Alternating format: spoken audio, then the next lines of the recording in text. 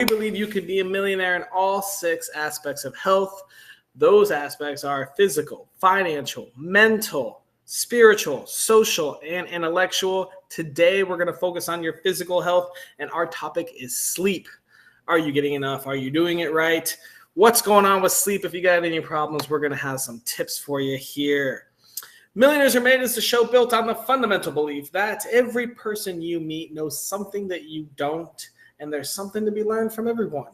So we've brought 3 awesome guests here that maybe you don't know, but they're going to tell you a little bit of helpful advice for you. And then if you decide to, you can follow them and get to know them a little better. In the spirit of authenticity, we want to keep this as real as possible. This isn't just 3 people that agree with me and share the same tip in different forms. I actually have never met or learned anything about our guests until about 15 minutes before the show when we go over the show structure. And we kind of go over our tips to make sure they aren't all the exact same thing. So these people all have their own thoughts, theories, whatever tips, and there's no bias or any persuasion from me or my team. We like it that way. This episode is officially sponsored by InstaFarm, where you can grow, automate, and use AI all your vegetables in your house with no task other than just filling the water up. Literally, it's dummy proof. Awesome product. Hit us up if you're interested in that. Go check out instafarm.ag. Guests, you have something that you need to share. I know it. I know you know something. Come online. Come share it with us. We need more guests. Please sign up at www.millionairesaremade.com. It's in the comments right there. Sign up. Get your voice out, tell us a little something, and help teach the world about everything. That also goes for topics. If there's something you're curious about that you want to learn a little more about, let us know. We can throw a topic for anything, and we will do all the hard work, find the guests, find the experts, and learn a little bit about stuff with you. If you like what we do, please share, like, subscribe, all that fun stuff that lets us keep this show going, because we would love to keep bringing guests on and teaching and sharing knowledge with the whole world. But we can't do that without, the social media requirements of likes, comments, shares, and all that stuff. So please help us out. If you like our show and our episodes, be sure to subscribe to all that stuff. Without further ado, sleep. So my tip today is going to be something very interesting I've learned recently. I've never been a big coffee drinker till I moved to this island, and I had a coffee shop. I guess that helped too. So owning a coffee shop, having coffee right there was pretty insane. I probably drank more coffee than I liked, and I still don't even really like coffee. But it affects a lot of things with your sleep. Even if you drink 1 cup at 6 a.m., caffeine specifically blocks your neurotransmitters that make you feel tired. That's how you stay more awake. But that's not that good for your body or sleep. So if you're having trouble sleeping, you're tossing and turning, you're not getting 7 or 8 hours, maybe you got to think about your caffeine intake. The entire purpose of caffeine is to block your tiredness receptors. Think about that chemically. And that's my tip for the day, but let's hear some more. So we're going to pull out Paul. Hey, Paul, how you doing? I'm doing amazing. Thank you for having me today. Amazing. I like hearing that. Paul, who are you? My name is Paul Leviton. I am a podcast host myself and a public speaker. I host a podcast called Happy, Healthy Human that helps people become the happiest, healthiest version of themselves. And I spent over 10 years in the fitness and nutrition world as a personal trainer, nutrition coach, before leaving and getting into the personal development world as a board licensed health and wellness coach and a self-confidence coach. And that's where I live now. Damn. All right. Self-confidence, happiness, healthiness, all the good stuff. That might have something to do with sleep. Let me ask you, if I was to improve my physical health with sleep, what tiny piece of advice would you give me, Paul? I would say to keep your phone out of your arm's reach when you go to sleep, ideally plugged in on the other side of the room or even outside of the room that you sleep in completely. Can you tell us why? Well, yeah, a lot of people will hear about like blue light and the light that screens make, whether it's your phone, your laptop, whatever. But I think it's more just about habits. So something that I study and I talk about a lot in my podcast and my coaching is about habits. And when your phone is close to you within arm's reach, your initial habit is going to be to grab it and touch it. So when most people go to sleep with their phone plugged in right next to their nightstand, usually the last thing they do before they go to bed is going to be touch their phone. And the first thing that they do when they wake up is going to be touch their phone. And when we touch our phones, I know, at least for me, probably most people will agree that what you tend to do is scroll. You open YouTube or Instagram or TikTok or any of these apps that are made to suck your attention and keep you on them. So at 10 o'clock at night, when you're like, okay, if I go to bed now, I'll get 8 hours. Then all of a sudden, right before you put your phone down, you open up TikTok, you end up scrolling for 45 minutes, and then boom, you're that 8 hours of sleep is now less than. Add on top of it again the blue light that makes you sleep not as well. So by keeping it on the other side of the room, or again in a completely different room, you break that habit and you make it so that it's impossible for you to have it right before bed, which means that you'll get to bed quicker. And it makes it so that you can't get straight into scrolling the first thing when you wake up, which makes you more likely to do something like move your body, meditate, drink a glass of water, or any of the other positive things that we know to be. So this book ends your nights, beginning and end, with positive habits. Man, you need to watch our last episode. We just went over screen time with mental health, social media. A lot of it relate around laying your bed, you're putting your phone away, and we had a spending coach. There's like most purchases on Facebook are actually while you're laying in bed. Super interesting. All right, Paul, tell us about your journey. Where did you learn this advice? How did you learn it? What made you want to learn it? Well, as I kind of said in my introduction, I started in fitness and nutrition, and then I got into habits and overall wellness because I started to be interested in human behavior in general. Like, why are we the way that we are? Why do we do the things that we do? And sleep is a part of that. A lot of people, you might hear the common thing where it's like, well, exercise, it's easy. It's diet that's hard. But what I found in my experience is like exercise and diet are both easier than sleep. Sleep is actually the hardest thing we do because most people get so little sleep and are bad at sleep. And there's so many things that distract us. It's easy to think like, well, the one place that I can get more time back, because we all need more time in the day, but days don't come with more than 24 hours, is to just get less sleep. But science has shown us that that's the worst thing that we can do. And optimal sleep will optimize everything else in our lives. So I look at this from, again, a habit perspective of I want my small habits to make everything in life easier. So if I set myself up for success, I don't have to worry about like getting the best sleep if I, again, don't allow myself to be distracted by my phone in the hour leading up to my sleep. I don't have to worry about getting off to a better start in the morning if I know that that night I got to bed early because I wasn't on my phone. And in the morning, I'm not going to get right onto my phone. And the habits that I actually want to build, again, like exercise, like journaling, like meditating, whatever the positive things that are going to move me forward are going to easier slide into place because I'm not distracting myself. So through studying habits and learning the importance of sleep, it just became the natural conclusion for me. Wow, I love it. That's awesome. Anything else you want to add to your tip? You got about 30 more seconds if you want to tell us some more knowledge. Just that, yeah, just that sleep is important. Again, it can't be overstated, but if you're someone who's not getting that much sleep, don't overthink it. If you're getting 4 or 5 hours of sleep, don't try to go for 8 hours. Going back to habits are easy. If you're getting 5 hours of sleep a night, go to 5.5. Then do that for a while, then go to 6, then go to 6.5. Don't try, because if you try to jump to 8 hours of sleep when you're sleeping right now from 4 a.m. to 8 a.m. and getting 4 hours, you're not going to do it. And it's going to be frustrating. That's a great point. Yeah, little baby steps. Great point. Awesome. Thanks so much, Paul. Limit that screen time and you might sleep better. We're going to move on to our next guest here. We've got Edward. Edward, how you doing today? Doing great. Thanks for having me on. Hey, Edward. Who are you? So my name is Edward White. I usually go by Ed. I'm a certified personal trainer and online fitness coach.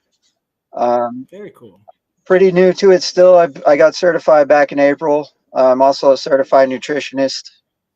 So Ooh. Yeah. All right. So you got nutrition and physical training, inside and outside. All right. Well, maybe you have a little piece of advice. If I wanted to improve my physical health with sleep, what simple tip would you give me? I would say to stay away from alcohol. Um, Mm. yes. I would say, in my honest opinion, just stay away from alcohol totally. Like, don't drink at all. But if you have to, stay away from alcohol in the night hours. And I know that's pretty hard for most people that actually drink, because that's usually the time that social drinkers usually go and have their couple drinks with friends or whatnot. Mhm. But honestly, if you're someone like me that had a problem, it can actually really affect your sleep to the point to where it'll knock you out, and you might get the sensation that you're having a deep sleep, but when you wake up, it's like as if you didn't sleep at all. That's very true. Yeah, there's a lot of evidence and research about alcohol and sleep and really how bad it is. And it is funny that everyone wants to sleep at night or drink at night. Sorry, but yeah, well, you know what? It sounds like you have kind of an interesting past. Tell us about your journey. Learned about this. Yeah, so I was alcoholic for about 13 years, and I Now uh, you're sober. I ended up, yeah, I'll be sober 4 years on the 25th of this month. Congrats, man. That's huge. 4 years. Yes, thank you. So I made the conscious decision myself to quit almost 4 years ago, and I just started making different choices. I changed the way I thought, started doing things differently that led to different actions and to my actual career path that I'm on today with training and online coaching. Probably wouldn't be here with alcohol still, would you? Absolutely not. So on that note, I'm going to talk about a book that when I went sober, actually I read it years before I went sober, but reread it again. And it specifically, I'm linking it right now. Yeah, it's all about the science behind alcohol and how it affects everything. And it does talk about sleep and the circadian rhythm that gets kind of messed up with alcohol and how it essentially changed it. Especially when, I mean, obviously, if you're heavy drinking out till 2 a.m., you're not going to get good sleep that next night. But overall, it can even just one drink, even like 4 drinks, 5 drinks a week can affect your circadian rhythm over the course of your lifetime. So congrats on being sober. That's awesome. Yeah, good for you, Edward. Yeah. Any last little bits of info before we move on to the next guest? Yeah, sort of just general advice. If you're someone out there that's wanting to change, really think about changing your identity first, and then think about the version of you that you have to become to actually start developing those new habits, and then go do them. Do you listen to Tony Robbins? No. Oh man, I think he just had an interview that I saw like a week ago. You should Tony Robbins. I'll just put his name on the chat. He just talked about how to become different. Exactly what you literally just said. His words. So you should be a public speaker now. But he said it's all about identity. You know, you identify as a drinker, and then once a lot of people go back as they identify still as a drinker. Once you identify as a sober person or identify as a non-drinker, that's when you can actually make that mental shift over as well. It's crazy how the world works. Literally, I think he just had an interview like it might have been like 2 days ago. I heard him say that, and now you're here saying it to my face. Yeah, I mean, you can't change without changing the way you think. Like that, the Yep. version of you that's like in that thought process of what you're currently doing, you cannot stay there to be able to get better. That's super true. Super true. Edward, thank you so much. We're going to move on and put you backstage. We'll move on to Spencer here. He's already practicing his smile. I can see him backstage. You know it. What's up, Spencer? Hey, how are you doing? There's that smile. Hey, Spencer, who are you? Oh my gosh, I'm Spencer Jones, the Prince of Positivity, and I Oh! just love helping people step into their light and shine bright, brother. Man, I like that intro. The Prince of Positivity, step into the light. All right.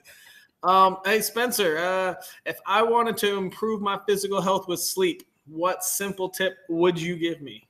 Super simple. In the morning, go outside, look at the sunrise, take it in, and savor it. It is truly a game changer when you are trying to change your sleep. I live in a place where I get to see the sunrise every day over that little mountain. Oh, beautiful. Such a gorgeous thing. And you're one of the lucky few of the 6 billion people in the world that get a view like that. Like, savor it and enjoy it. Awesome. So I guess where on your life journey did you learn that? What made you enjoy that sunrise to help your sleep? Well, I'll start with a little story. Back when I was in college, I was a music education major. I had to practice piano all the time, right? To get better at my skills so I could play in front of students I'll just play better music. And so I said, okay, well, people do 4 hours of sleep. You know, I'll do that. I'll get 4 or 5 hours of sleep, and I have more time to practice, and I get more time in the practice room, improve my skill. No problem. So I did that one day. No worries. Tired. You know, coffee was good, helpful. I did it a second day. All right. Third day of 6 hours less of sleep. It was like 4 to 5. I got sick. I'm like, okay, this sucks. I'm like, all right, well, let me rest up and get some extra sleep now to make sure I'm healed up. So then 2 weeks later, I was feeling better. I was good for a couple of days. I'm like, all right, back at it, right? Trying to train myself to get 4 to 5 hours of sleep because these people who seem successful do it. So I 4 to 5 hours of sleep. First day, no problem. Second day, okay, feeling pretty tired, but no problem. Third day, sick again. And I'm like, what the heck's going on? And I realized for me, it was because I was intentionally, the only thing that changed was the amount of sleep. It's because I was getting under 6 or less hours of sleep, right? Your last guest talked about alcohol being affecting you. If you get less than 6 hours of sleep, for every hour less than that, it's like you had a beer all day long, right? And so how I learned it is through that journey of figuring out, well, how can I be at my best so I could be at my best, shine my light for my students, right? I started working out and the fitness component into, well, okay, do I get less sleep or do I work out? What works best? And then I learned this thing about circadian rhythms and all this research and going, oh, right? Everything's energy, and energy is wavelengths. So if we could synchronize our wavelengths with the universe's wavelengths, how invigorating is that, right? Think about it. If you're a person who loves to go camping, right? At first, you might seem tied to your phone. You seem tired the first day, but by the end of it, you feel invigorated and you start to sleep more deeply, more soundly. If you have a comfortable bed, that is, right? Maybe not sleeping on the ground, but you feel better and more in sync. You wake up with the sun, you get tired at night. It's your circadian rhythms linking up. So in the mornings, if you go outside, look at the sun, your eyes have receptacles that tell your brain and body to stop making melatonin. So, okay, just go look at the sun and you know, maybe it's cloudy that day, or, you know, I live here in Wisconsin in winter. It's cloudy most of the days. So, you know what I'll do is I'll go by the window, look out. But even better than that, because the window blocks some of the UV rays, is I'll just go stand outside. All right, I'll just go stand outside 30 seconds and just savor it.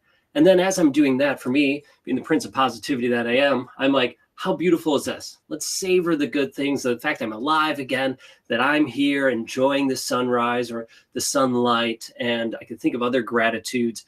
And it's just a true game changer, and something that has really helped me is to start my day by looking at the sun, whether outside or inside, and that helps sync my circadian rhythms, which then helps me fall into that wavelength of the universe and get better sleep overall. Interesting. All right. Very cool. Yeah. So go out, look at the sun, and try to sync your circadian rhythm up with the universe's rhythm, or the sun, or whatever you want to call it. Right. The collective chi in African tribes. Cool. That's awesome. Yeah. Wow. Yeah. Okay. Anything else you want to add to that? Oh, there's so many things, right? Because it's I've got about a minute left. Like I love what Paul shared, right? Watch blue light and the screen time, right? Because that affects your energy and ability. You're not allowed to talk about other guests yet. I'm not allowed to talk about other guests. Okay, I'll just talk about me. Well, I'm awesome. You're awesome, and you know what? Everybody here, you are amazing. You are worthy. You are enough, just the way you are. and I'm honored to be here and hopefully just share some love and light with y'all. All right. Well, since you started it, we'll bring out the other guests and we'll do a round robin here. We got Edward and Paul coming back out. All right. Let's start with Paul. Paul, can you very quickly refresh what your tip was? My tip was to ditch your phone as quickly and as far away from you as possible before you go to bed at night. Awesome. Edward, what are your thoughts on that? You know what? I totally agree. And it's something that I've actually had a bit of a problem with myself lately because of my online business. Yes. Well, I'm always operating from my phone. So it's like, I try to be done by like 9 o'clock, and probably about 75% of the time I can make it. But, you know, some nights I work real late and then I get off and then I do some work on my phone again. So it's a work in progress. We all are. We all are. Well, yeah, maybe connect with Paul and see if he's got some tips on that. Yeah, well, I think everyone's going to have to connect with Paul to get some tips on that. Spencer, what are your thoughts on Paul's tip?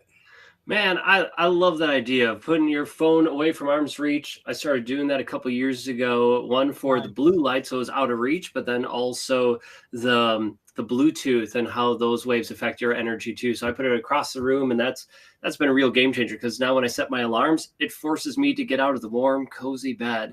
As much as I want to yell at Siri or any of the other ones, right, to shut off the alarm, I still force my butt up, and it's been a really, really big help. So I love that tip. Thank you for sharing, Paul. Phone on the other side of the room. All right. Edward, can you real quick refresh us what your tip was? Yeah, just totally stay away from alcohol.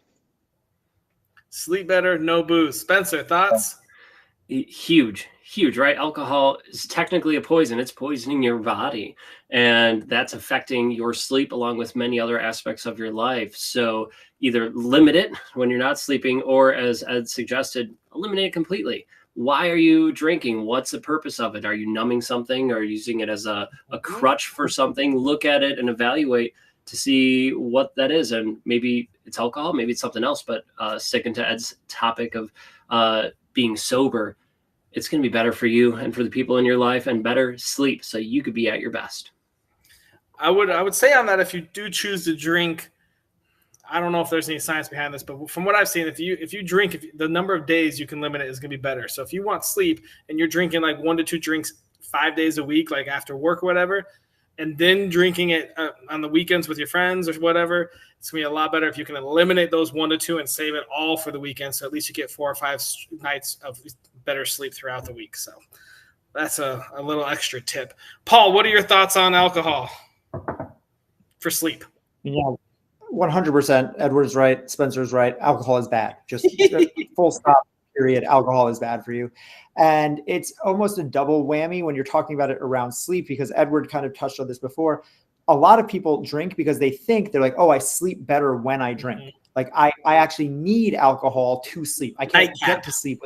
Right, exactly, without having a few drinks. But studies will show, and science has proven this, that the sleep you get is not quality sleep, meaning that the 8 hours of sleep you get after drinking is not as restful as even 5 or 6 hours of sleep when you're not drinking alcohol. So it's this false reality where we think like, okay, like, well, the alcohol is helping me get more sleep, but it's actually doing more harm than good in many ways, but specifically around the rest that you're getting. It's almost like you're actually awake while you're sleeping. So like you're not actually getting that deep sleep, what they call REM sleep. That is what's actually recharging you, resting you, letting your body recover, that we actually need. So if you're thinking like, okay, well, yeah, like I just need the alcohol to get to sleep, or I need it to get better sleep, you're actually working in reverse.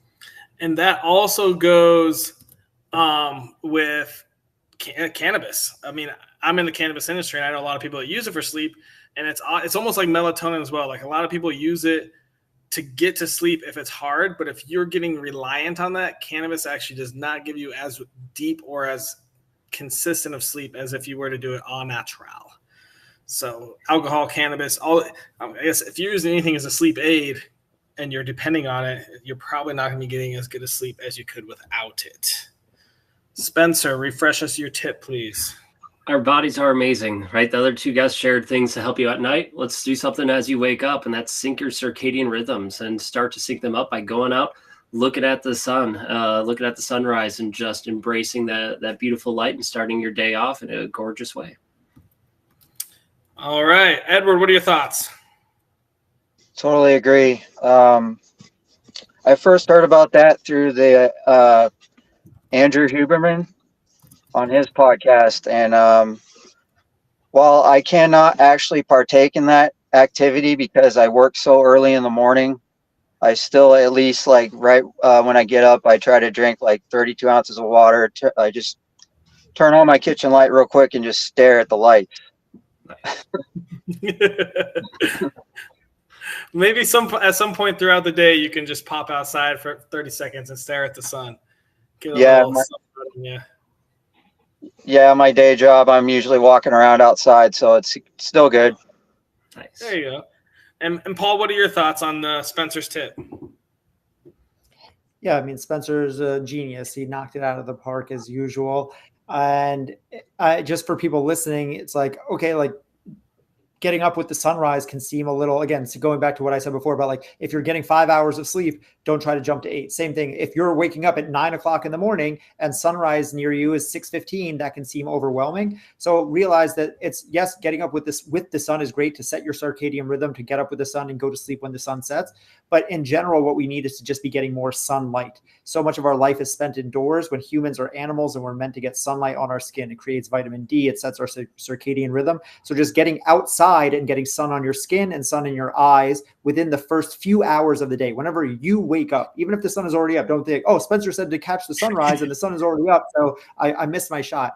That is not it. It's about getting outside and getting sun on your face and sun on your skin within the first few hours of you waking up. I'm so happy you clarified that, Paul. Thank you. And 100%, right? So if you catch a sunrise, great. That's the best. But do it gently with yourself, right? Don't just jump all of a sudden 2-3 hours difference. Work up to that if that works for you in your work schedule in life.